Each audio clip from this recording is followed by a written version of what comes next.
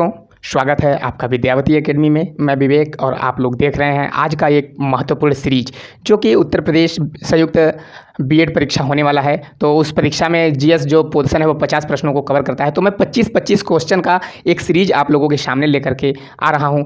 तो वह सीरीज आप लोग देखिए और मैं उम्मीद करता हूं कि यूपी बीएड के लिए बहुत ही हेल्पफुल सीरीज होने वाला है। तो यह जो सीरीज है यह जीएस खंड से जुड़ा हुआ है। तो इसमें जो आज का प्रश्न है वो 25 प्रश्न है जो इतिहास, भूगोल, पॉलिटी और साइंस खंड से चारों खंड से जोड़ करके मैं मिसलेनियस क्वेश्चन तैयार किया हूं। तो देखते हैं प्रश्न नंबर 1 को।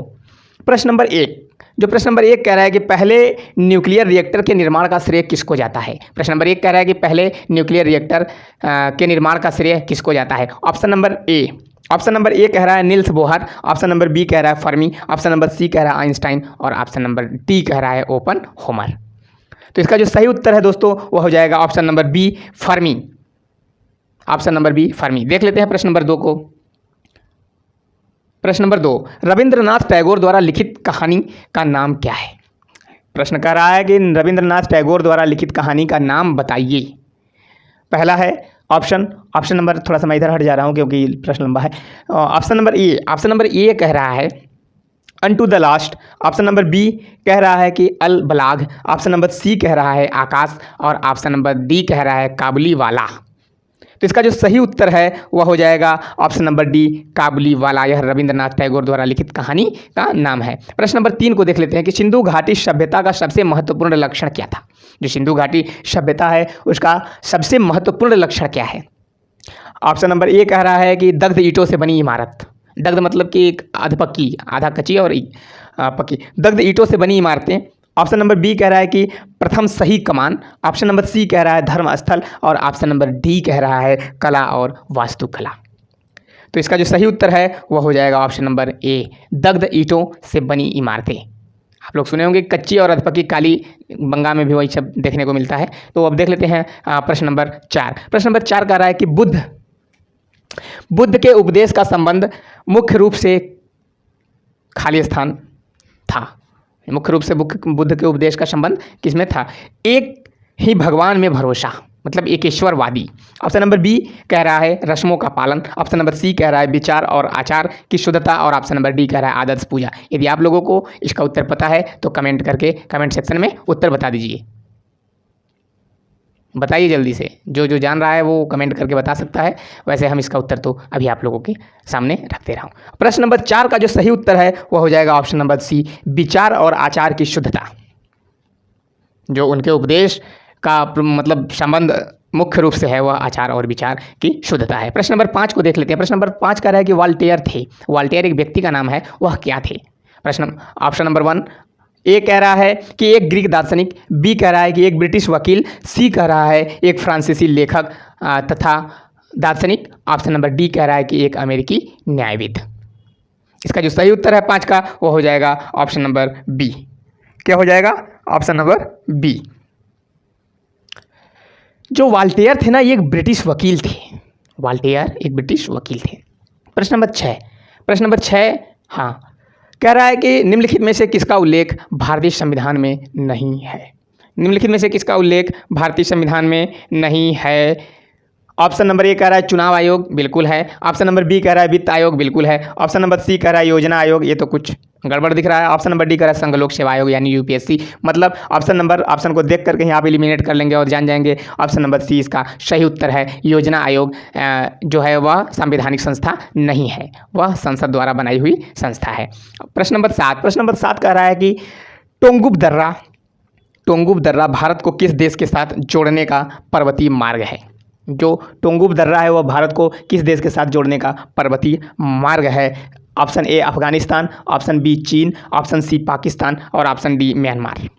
तो जो प्रश्न नंबर 7 का जो सही उत्तर है वह हो जाएगा ऑप्शन नंबर डी म्यांमार।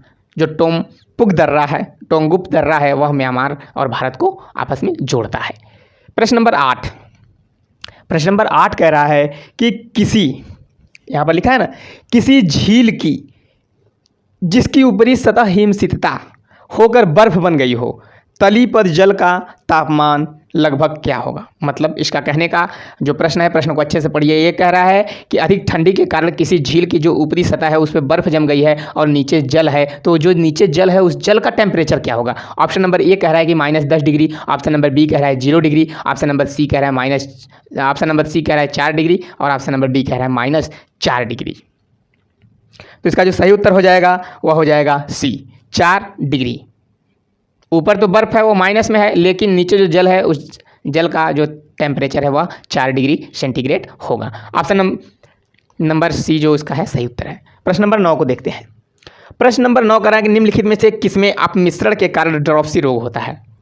प्रश्न नंबर 9 कह रहा है कि निम्नलिखित में से किसमें अपमिश्रण के कारण ड्रॉप्सी रोग होता है। ऑप्शन नंबर ए कह रहा है कि घी में अपमिश्रण, ऑप्शन नंबर बी कह रहा है कि अरहर की दाल में, ऑप्शन नंबर सी कह रहा है सरसों का तेल और ऑप्शन नंबर डी कह रहा है हल्दी का चूर्ण। तो इन चारों ऑप्शन में जो सही उत्तर है प्रश्न नंबर 9 का वह हो जाएगा ऑप्शन नंबर सी, सरसों के तेल में अपमिश्रण से ड्रॉप्सी रोग होता है। प्रश्न नंबर 10 कह रहा है कि निम्नलिखित में से कौन सा एक भारत का प्रवाल द्वीप समूह है। निम्नलिखित में से कौन सा एक भारत का प्रवाल द्वीप समूह है। ऑप्शन ये कह रहा है कि Andaman, option B Nicobar, option C Minicoy, option D Lakshadweep. तो इसका जो सही उत्तर है प्रश्न नंबर 10 का वह हो जाएगा option number D Lakshadweep. Lakshadweep जो है वह एक प्रवाल द्वीप समूह है। अब प्रवाल क्या होता है। प्रवाल एक तरह का जो जीव होता है उसके स्केल से बने हुए द्वीप को ही हम प्रवाल द्वीप कहते हैं। प्रश्न नंबर 11 कह रहा है कि समुद्र की गहराई मापने के लिए उपयोगी साधन क्या है या उपयोगी यंत्र क्या है। तो जो समुद्र की गहराई नापा जाता है उस यंत्र का नाम आप लोगों के मुँह ज़बानी पर होना चाहिए, क्योंकि एक न एक आविष्कार और मात्रक या फिर यांत्रिक यंत्रों से एक क्वेश्चन यूपी बीएड में कंफर्म है। 100% 101% गारंटी है कि एक आविष्कार से क्वेश्चन पूछेगा ही पूछेगा और एक मेजरमेंट से क्वेश्चन पूछेगा कि इस चीज़ से क्या नापा जाता है, हाइग्रोमीटर, फायदोमीटर, ये सब के बारे में आपको थोड़ा सा पढ़ लेना पड़ेगा। नहीं पढ़ेंगे तो फिर वही दिक्कत होगा, यूपी बीएड नहीं निकलेगा तो मास्टर नहीं बन पाएंगे। ध्यान रखिएगा भाई सब। चलिए, ऑप्शन नंबर ए कह रहा है कि अल्टीमीटर, ऑप्शन नंबर बी कह रहा है फायदोमीटर, ऑप्शन नंबर सी कह रहा है हाइड्रोमीटर, ऑप्शन नंबर डी कह रहा है मैनोमीटर। तो इसका जो सही उत्तर है वह हो जाएगा ऑप्शन नंबर बी, फैथोमीटर या फैदोमीटर भी कहते हैं। प्रश्न नंबर 12 कह रहा है कि भारत की स्वतंत्रता के समय भारतीय राष्ट्रीय कांग्रेस का अध्यक्ष कौन थे।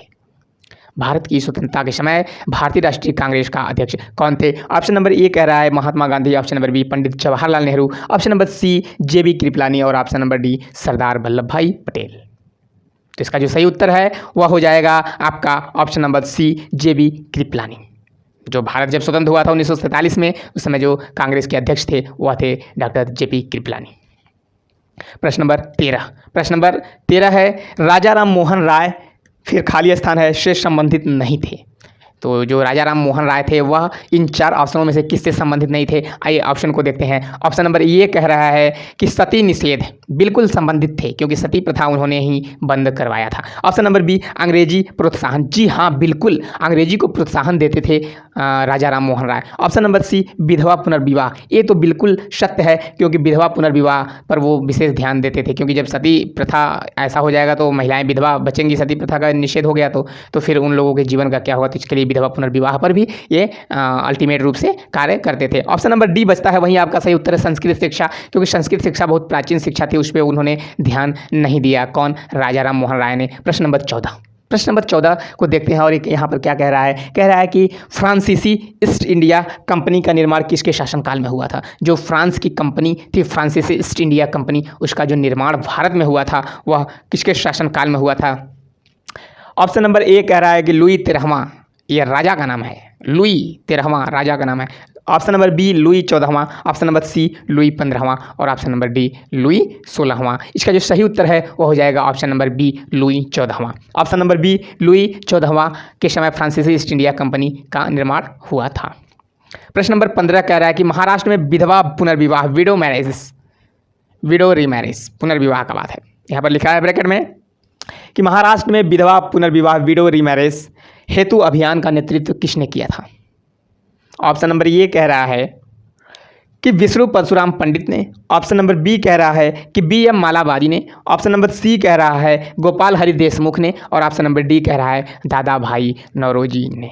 तो इसका जो सही उत्तर है वह हो जाएगा option number C, Gopal Hari Deshmukh ने। प्रश्न नंबर 16 बहुत ही मस्त है, पढ़िए आप लोग थोड़ा। कह रहा है कि हड्डी तोड़ ज्वर, जैसे कहना नहीं कहते हैं हाड़ ज्वर हो गया है, देहाती भाषा में ऐसे ही बोलते हैं ना, तो देहाती भाषा को क्या लेना है यार, छोड़ो, समझ में आने से मतलब है ना। हड्डी तोड़ ज्वर को सामान्यतः क्या कहते हैं? जो हड्डी तोड़ ज्वर होता है उसको सामान्यतः क्या कहते हैं? देख लेते हैं ऑप्शन, क्या कहते हैं पता चल जाएगा। पहला आंध्र ज्वर, ऑप्शन नंबर बी नासा शोध, ये तो नासा शोध लिखा है, जैसे लग रहा है कि नासा में रिसर्च चल रहा है। ऑप्शन नंबर सी पित्त ज्वर, ऑप्शन नंबर डी डेंगू। तो जो 16 का सही उत्तर है वो हो जाएगा option number D, option number D, dengue को हम हड्डी तोड़ ज्वर के नाम से जानते हैं। प्रश्न नंबर 17, वन डे ग्राफ जनित्र का उपयोग किया जाता है। वन डे ग्राफ जनित्र का उपयोग किया जाता है। इसके 4 ऑप्शन है। ऑप्शन नंबर ए कह रहा है अवशोषित कणों को त्वरित करने के लिए। ऑप्शन नंबर बी कह रहा है कि बृहत धारा जनन के लिए। ऑप्शन नंबर सी कह रहा है विद्युत क्षेत्र जनन के लिए। और ऑप्शन नंबर डी कह रहा है कि उच्च आवृत्ति वोल्टता जनन के लिए। इसका ये विज्ञान से जुड़ा हुआ है। वन डे ग्राफ जनित्र क्या कहता है? 4 ऑप्शन है और इसका जो सही उत्तर है वह हो जाएगा ऑप्शन नंबर डी, उच्च आवृत्ति वोल्टता जनन के लिए। प्रश्न नंबर 18 को देख लेते हैं। प्रश्न नंबर 18 कहता है डीएनए अंगुली छापन और नैदानिक शोध केंद्र, जिसे हम डायग्नोस्टिक रिसर्च सेंटर के नाम से जानते हैं, वह अवस्थित है कहाँ पर अवस्थित है? मतलब इसका कहने का मतलब DNA fingerprinting and diagnostic research centre कहाँ पर अवस्थित है? ऑप्शन नंबर ए पुणे में, option number B New Delhi, option number C Hyderabad, option number D Kolkata. तो इसका जो सही उत्तर हो जाएगा दोस्तों वो हो जाएगा option number C. Option number C is the correct answer. Hyderabad में जो DNA fingerprinting and diagnostic research centre है वहीं अवस्थित है। प्रश्न नंबर 19 को देख लेते हैं। इनमें से प्रश्न कह रहा है कि इनमें से उष्णकटिबंधीय हरित वन कौन सा क्षेत्र है? कह रहा है कि इनमें से उष्णकटिबंधीय हरित वन का कौन सा क्षेत्र है? ऑप्शन नंबर ए पश्चिमी घाट, ऑप्शन नंबर बी पूर्वी घाट, ऑप्शन नंबर सी पश्चिमी Himalaya, option number D Madhya Pradesh. तो 19 का जो सही उत्तर है वह हो जाएगा ऑप्शन नंबर ए पश्चिमी घाट, वेस्टर्न घाट। प्रश्न नंबर 20 को देख लेते हैं। प्रश्न नंबर 20 क्या कह रहा है? प्रश्न नंबर 20 कह रहा है कि नदी के तट पर पौधे क्यों उगाए जाते हैं? प्रश्न आपसे पूछ रहा है, कहता ऑप्शन देगा, बिल्कुल देगा। आप लोग दिमाग लगाइए कि नदी के तट पर जो पौधे क्यों लगाए जाते हैं। ऑप्शन नंबर ए कह रहा है कि बाढ़ को रोकने के लिए। क्या पौधों से बाढ़ रुकेगा? अब बताना, हम क्या जाने। ऑप्शन नंबर बी कह रहा है छांव के लिए, बिल्कुल हो सकता है। ऑप्शन नंबर सी कह रहा है कि सिल्टिंग और अपरदन को घटाने के लिए या कम करने के लिए। ऑप्शन नंबर डी कह रहा है प्रदूषण नियंत्रण के लिए। तो 20 का जो सही उत्तर है वह हो जाएगा सिल्टिंग और अपरदन को घटाने के लिए। मतलब कि जब वृक्ष नदी के किनारे पर, इसलिए जब बाढ़ वगैरह आता है तो नदी का किनारा कट करके नदी में मिल जाता है, मिट्टी का अपरदन हो जाता है, तो उसको बचाने के लिए वृक्ष लगाए जाते हैं। प्रश्न नंबर 21, बांदीपुर नेशनल पार्क कहाँ स्थित है? अब आप लोग जाने कि बांदीपुर कहाँ, जहाँ पर बांदीपुर होगा वहीं पर बांदीपुर नेशनल पार्क होगा, क्योंकि नाम से ही विदित है। Option number A Rajasthan, option number B Andhra Pradesh, option number C Assam, option number D Karnataka. तो बांदीपुर तो कर्नाटक में है भाई साहब, बांदीपुर जेल भी है कर्नाटक में। तो इसका जो सही उत्तर है वो ऑप्शन नंबर डी हो जाएगा कर्नाटक। अब प्रश्न नंबर 22 को देख लेते हैं। हीमोग्लोबिन, अब हीमोग्लोबिन के बाद पूछ रहा है कि हीमोग्लोबिन क्या है, मतलब समझ लीजिए। अब प्रश्न नंबर ये कह रहा है कि पौधों के पत्तों में पदार्थ का रंग, पौधों के पत्तों में पदार्थ का जो रंग है हीमोग्लोबिन के कारण नहीं, क्लोरोफिल के कारण होता है। ठीक है। ऑप्शन नंबर बी रक्त के पदार्थ का रंग, बिल्कुल सही उत्तर है। अब आगे पढ़ने की आवश्यकता नहीं, लेकिन देख लेते हैं। ऑप्शन नंबर सी कह रहा है दुग्ध उपलब्ध यौगिक, बिल्कुल गलत। यौगिक जो मस्तिष्क को संकेत संचार करता हो, ये भी हो सकता है कि मस्तिष्क को संकेत संचार करता हो, लेकिन इसका जो सही उत्तर है वो हो जाएगा रक्त के पदार्थ का रंग हीमोग्लोबिन के कारण ही लाल होता है। प्रश्न नंबर 23 जो है वो पॉलिटी खंड से जुड़ा हुआ है। प्रश्न नंबर 23 यहाँ पर कह रहा है कि उच्च न्यायालय अथवा सर्वोच्च न्यायालय द्वारा मौलिक अधिकारों के प्रवर्तन या किसी अन्य उद्देश्यों से निर्गमित की जाने वाली परमादेशों के प्रकारों की संख्या कितनी है? मतलब इसको हम कहें तो हाई कोर्ट और सुप्रीम कोर्ट द्वारा जो मौलिक अधिकार के संरक्षण में रिट जारी किए जाते हैं उन रिटों की संख्या कितनी है? तो आइए देखते हैं। ऑप्शन नंबर ए कह रहा है कि उन रिटों की संख्या 3 है, option number B 4, option number C 5 और ऑप्शन नंबर डी कह रहा है 6। तो इसका जो सही उत्तर है वह हाई कोर्ट और सुप्रीम कोर्ट द्वारा रिट जो जारी किए जाते हैं वो 5 प्रकार के रिट होते हैं। तो ऑप्शन नंबर सी इसका सही उत्तर हो जाएगा। प्रश्न नंबर 24, संतोष ट्रॉफी संबंधित है। संतोष ट्रॉफी किस खेल से संबंधित है? तो आइए देखते हैं। ऑप्शन नंबर ए कह रहा है फुटबॉल से, ऑप्शन नंबर बी कह रहा है हॉकी से, ऑप्शन नंबर सी कह रहा है table tennis, option number D भारोत्तोलन। तो इसका जो सही उत्तर है वह हो जाएगा ऑप्शन नंबर ए। जो संतोष ट्रॉफी है वह फुटबॉल से संबंधित है। वह किससे संबंधित है? फुटबॉल से। प्रश्न नंबर 25 आज के सीरीज का आखिरी प्रश्न है। आप लोगों से उम्मीद है कि इस प्रश्न का उत्तर आप लोग को जरूर पता होगा। लोकसभा का सत्र न्यूनतम बुलाया जाता है। जो लोकसभा है उसका सत्र एक साल में न्यूनतम कितनी बार बुलाया जाता है? तो आइए देखते हैं। ऑप्शन कह रहा है ऑप्शन नंबर 1 वर्ष में 1 बार, ऑप्शन नंबर बी कह रहा है कि वर्ष में 2 बार, ऑप्शन नंबर सी वर्ष में 3 बार और ऑप्शन नंबर डी वर्ष में 4 बार। तो इसका जो सही उत्तर है वो हो जाएगा ऑप्शन नंबर बी, वर्ष में 2 बार लोकसभा का सत्र का आह्वान किया जाता है। तो इस तरह से आज का यह 25 प्रश्नों का जो हमारा सीरीज है वह यहीं पर समाप्त होता है। और वीडियो आप लोगों को पसंद आया होगा तो आप लोग लाइक कर दीजिएगा। यदि चैनल पर नए हैं तो चैनल को सब्सक्राइब कर लीजिएगा। इसके जैसे और इससे भी शानदार वीडियो और प्रश्नों को हम आप लोगों के सामने लेकर आएंगे और यूपी बीएड में आपको सिलेक्शन दिलाने में पूरा मदद हमारा चैनल करेगा। तो इससे ज़्यादा हम कुछ नहीं कहना चाहते हैं। आज के लिए इतना ही, मिलते हैं फिर अगले वीडियो में। तब तक के लिए धन्यवाद, नमस्कार।